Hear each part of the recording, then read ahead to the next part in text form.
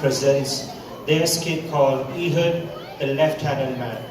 Just to give you a bit of a background on this is how many of you believe God works in mysterious ways? And this play or the script or the skit is a humorous adaptation of what God's done, and it can be found in the book of Judges chapter 3. I don't want to give a lot away, but any left-handers in the house here tonight? Can I see a woo from you all? This one is dedicated to all the left-handers in the house. It was seen as a disability back in the times of the Jews in the Bible, but God uses a disability to even bring a victory in that. So with that, I would like all of you to join in, to sit back and relax as we go through this. So welcome to Empowered Theatre. Tonight's story comes from the Bible in the book of Judges. It starts in a civilization far, far, far away, a civilization of people called the Israelites.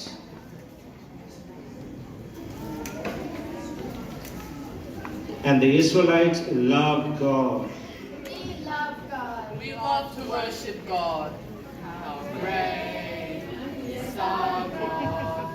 Sing with me, how great is our God. All will sing, how great is our God.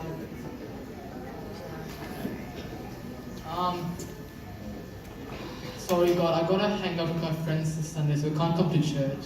I'll be back next Sunday.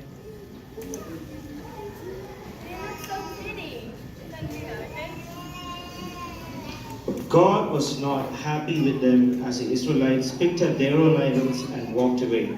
So he put them under the control of the evil King Ehud. Make way, King Ehud.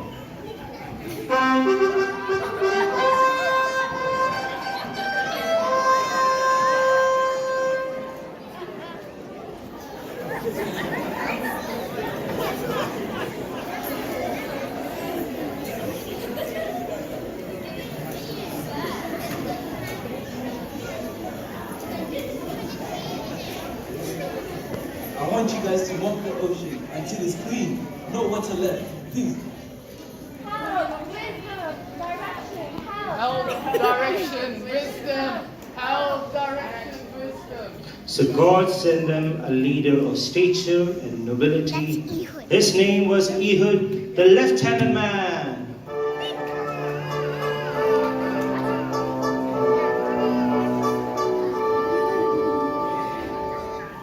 Hey everyone, I'm Ehud, the left-handed man. Sorry. And Ehud was dedicated to helping the Israelites. He was so dedicated that he made a sword that was 1.5 feet long. The sword was for emergencies. So he kept it under his cloak for safekeeping. And Ehud was ready for battle. The Israelites had to come up with a plan to get King Ehud. They decided to send the king some gifts, and Ehud would be the carrier. But first, they had to decide how much the gifts were worth.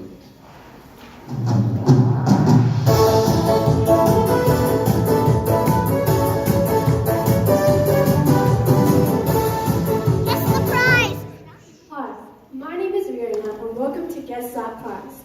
The first gift is an egg from the caves of Egypt.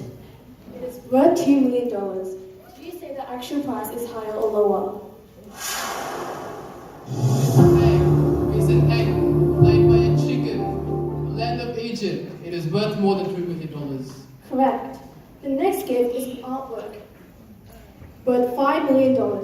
Do you say the actual price is $5 million? I think it's higher. Yes. The next gift is an iPad worth $20. Do you say the actual price is higher or lower? I think it's lower. Yes, correct. The next gift is a pen worth $2 million. Do you say the actual price is higher or lower? Lower? Yes, correct. Vicky, if you pack these up, we'll send them to King Eglon. We'll see you later, So that was it. Ehud was off to the summer palace of King Eglon. The Israelites went back to their homes and awaited Ehud's return. Meanwhile, at the summer palace, King Eglon was getting ready for his nightly bucket of chicken. He sits in his chair, handling a newspaper and reading the daily events. Suddenly, Ehud appears.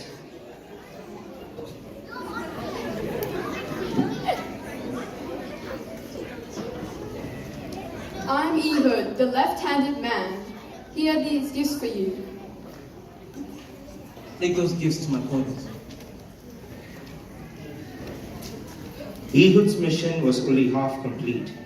He knew he had to finish the rest of the mission by telling King Eglon a secret. Sire, I have a secret to tell you. Go on. Huh? Speak up, I can't hear you.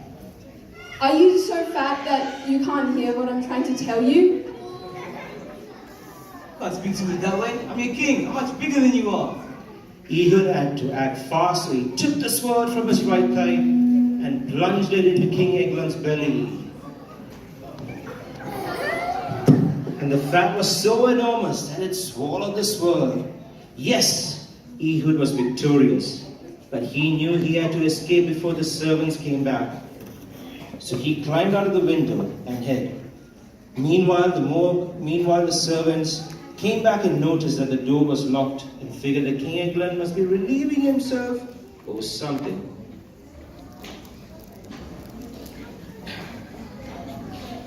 Cool, I got this chicken.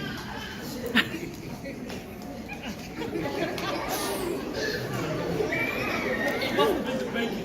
It's bacon for every single meal. It's not do that. Can't you see swords sticking out of them? And as the servants grieved at the loss of their king, Ehud made a graceful escape from the palace. So the Moabites were defeated, and all that they could do was to drag King Eglon off to the final burial ground. Ehud was a man to be admired, a man to be followed, a man of leadership skills. Follow me, Israelites. Follow him.